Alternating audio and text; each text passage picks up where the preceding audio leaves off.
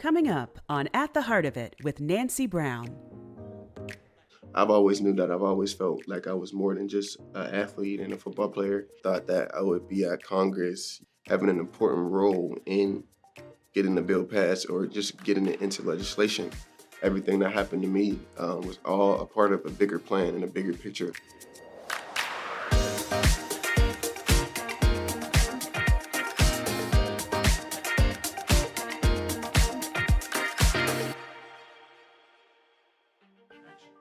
The facts are devastating. According to the most recent data, about 90% of the 350,000 people who experience a cardiac arrest outside of a hospital each year will not survive.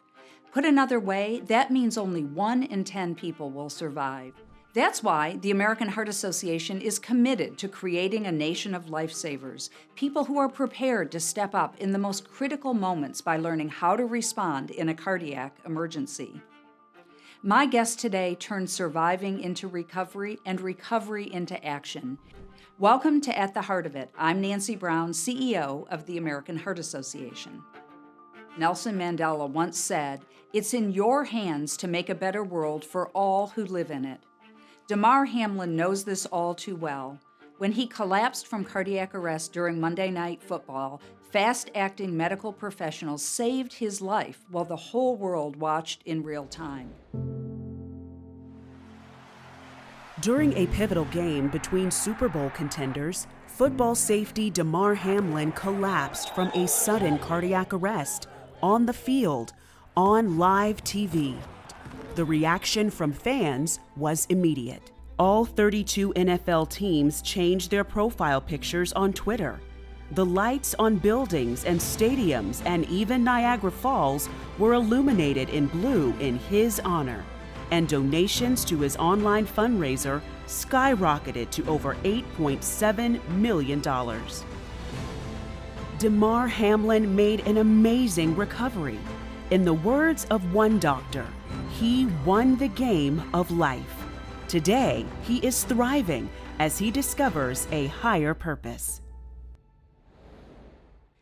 Damar, thank you so much for joining me today. I have to say, it has been such a personal privilege and an honor to get to know you and your beautiful family over these last couple of months. You are a remarkable person. At age 25, you have inspired a nation with your story. You've inspired a nation with your recovery, and you've inspired people to learn life-saving skills around CPR. But before we start today, I have a few icebreakers. I call these my signature 5. Are you ready? Ready. Okay. Who has better food, Pittsburgh or Buffalo? Oh, that's a tough one. I might get some slack for this. You might. But I spend more time in Pittsburgh. I've been to more places in Pittsburgh, so I gotta go Pittsburgh. Buffalo is home of the wings. Yes. Home of the blue cheese. Yes. But and wings are my favorite food. So. Yeah. So I think you've decided that wings are their own food group. They should be. They should be. Yeah. So Xbox or PlayStation? PlayStation. I always had PlayStation my whole life since I was a kid. Never owned an Xbox ever. So who do you play on Madden? You know, my first pick is always the Bills. Yeah. But, you know, if I'm playing someone who might be really good, then I might have to switch it up. I'll get like the Chiefs or the Ravens, use Lamar Jackson, run around on them, score some touchdowns with him. But that's my three-headed monster. So do you have any good luck rituals before you play? I used to have them in high school, per se.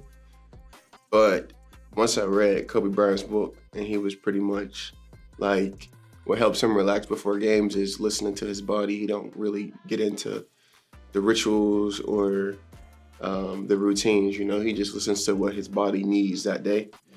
I pretty much tried to like mimic that routine and just like however I'm feeling that day.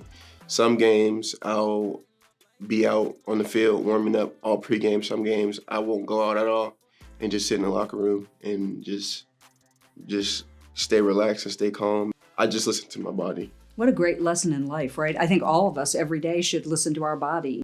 So first of all, my friend, let me ask you, how are you feeling spiritually, physically? How's it going? It's a roller coaster of emotions, honestly, of, you know, something you couldn't dream of. And some days are just, I'm trying to just focus on right foot in front of the left. I'm learning going with the flow of the emotions is just best, not worrying about trying to control too much of how you feeling, just whatever you got that day, just meeting yourself wherever you're at and then giving it from there. Physically, I'm getting stronger. Before we go forward, I'd love to go backwards. Let's meet Damar that existed before all of this fame. What was young Damar like? Tell us some things about yourself that people don't know.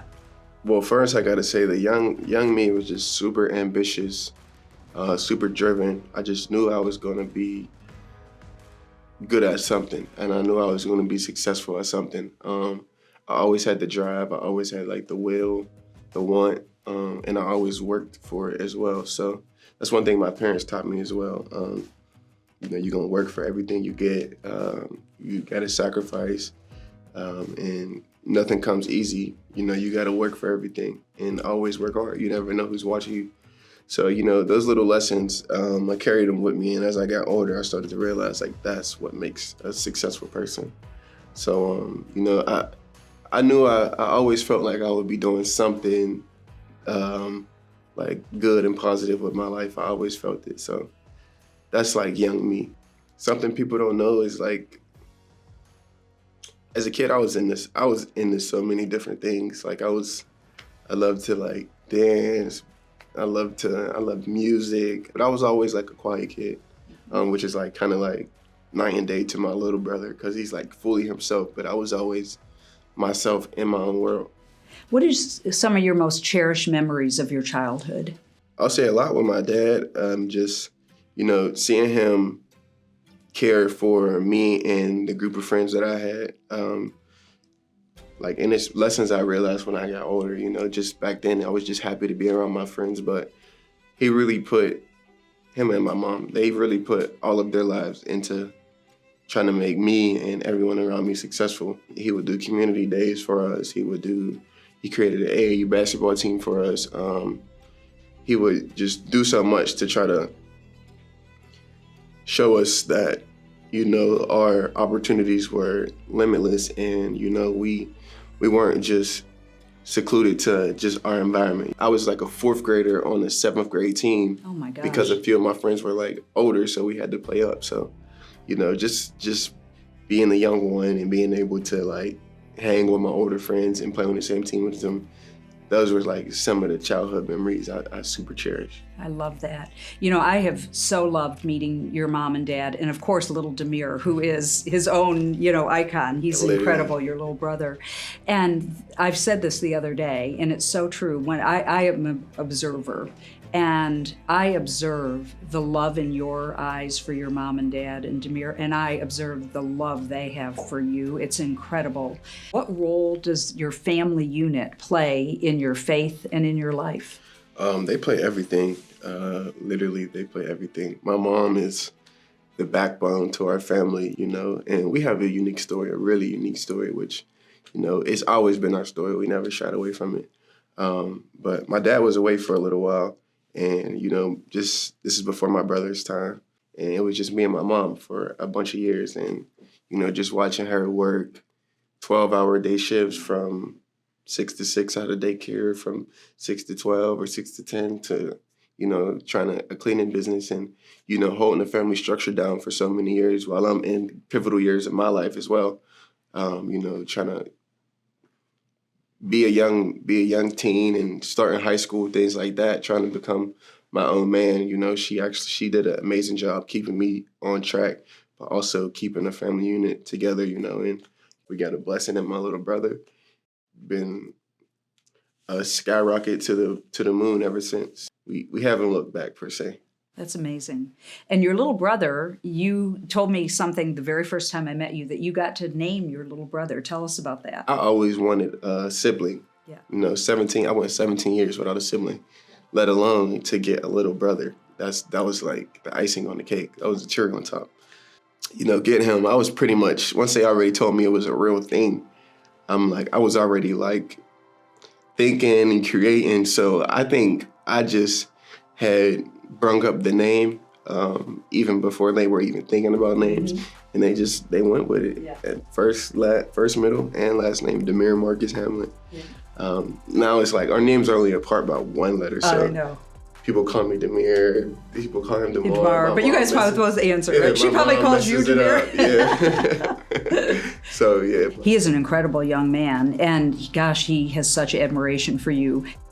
He's such a good kid, and like he doesn't hesitate or waste a second to show you the things that he's learning. He's always trying to show you what he knows, so that like urge to, you know, tell somebody what you know, it's like he wants to keep learning and learning and learning. He loves learning, so it allows me to relive my childhood again.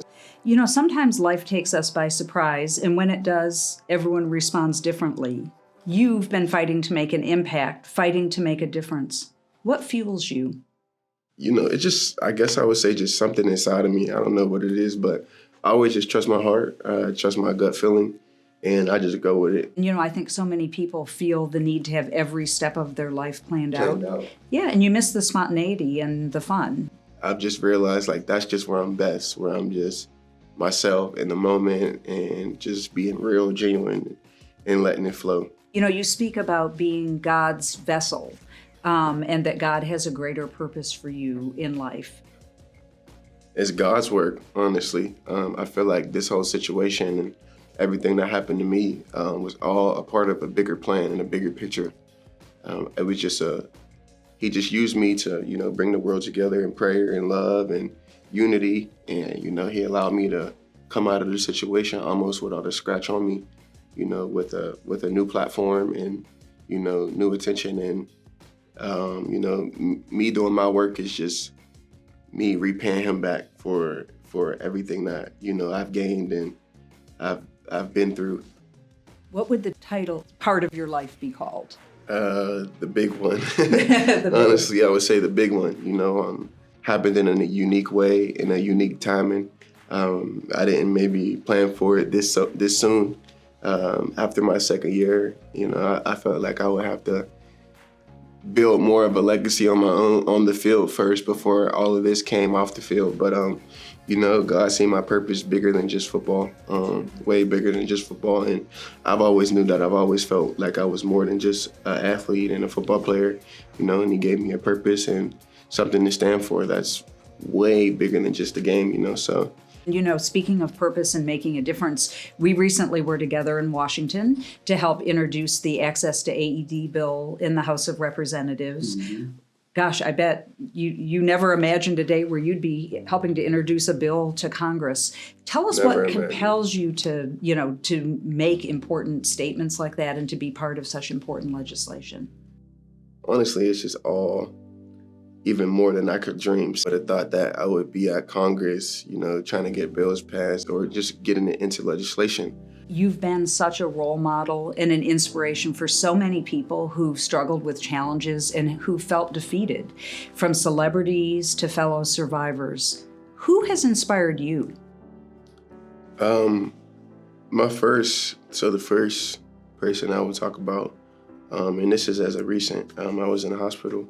There was a doctor, I'm still in the bed, they just pretty much told me, like, season's over, you're definitely not playing again this season, and like, if ever. You know, I'm just trying to figure out life and figure out why this happened to me.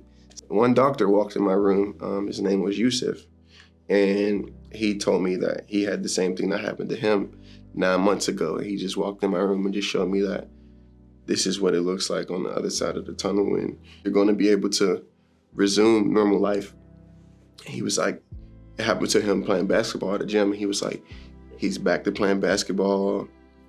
He's back to doing everything that he once did before it happened. So that was like a big moment for me. Just being in the moment, not knowing anything, it just kind of gave me faith and gave me hope to that, you know, just, it kind of took a weight of worry off my shoulders, just hearing that. And I still talk to him. He texted me the other day. He told me happy birthday, and he was inviting me to his wedding. I love that.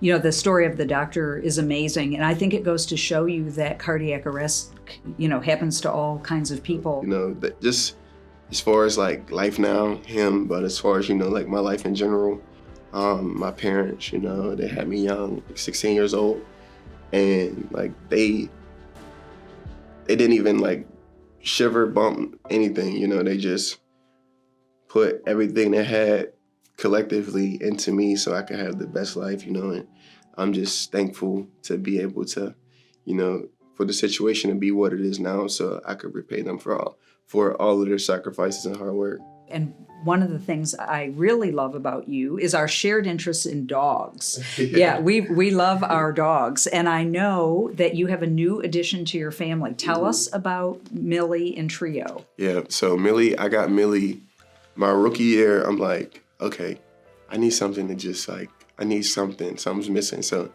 I got Millie during camp of my rookie season.